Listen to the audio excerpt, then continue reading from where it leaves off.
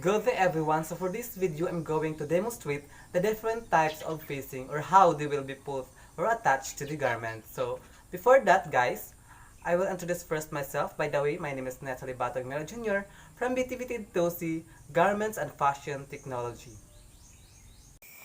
Different types of facing.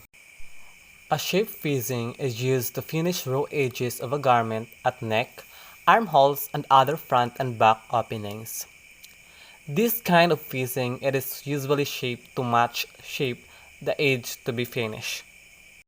How to sew a shape facing to the main garment. First, keep the facing on the top of the main garment right sides together. The neckline mark on the interface part of facing should be on top facing you. Pin in place. Second, stitch the facing to the garment along the neckline. Third, cut out the inside part of the neckline with a small seam allowance. Trim the seam allowance of the facing by half. Clip the seam allowance with a thread snip every 1/2 inch. Fourth, press the seam allowance toward the facing. 5. Understitch, keeping the facing and the seam allowance together. Understitching is a necessary part of sewing the facing as it will roll inside smoothly if you understitch. In case you have one piece facing for armhole and neckline for a sleeveless bodies, it will be impossible to understitch all the seams. Do it whether you can. Last, turn the facing to the other side. You have your shape facing. Extended facing. Extended facing refers to the facing which is folded part of the main garment to finish the edges. It is usually used in the center seam openings in the back and front of bodies. An extended facing is cut with an addition at the side to neaten a center front or back opening. It is primarily used to neaten the front or back of the garment when buttons or some fastening is required.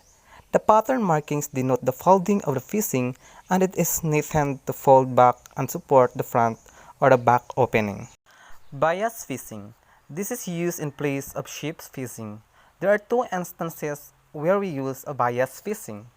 First, you are sewing with a sheer fabric and if you use a shape facing which is wide, it will show through the fabric. Second, you are sewing a top or dress with a heavy fabric and you do not want more bulk in the bodice area. Steps to sew a bias facing.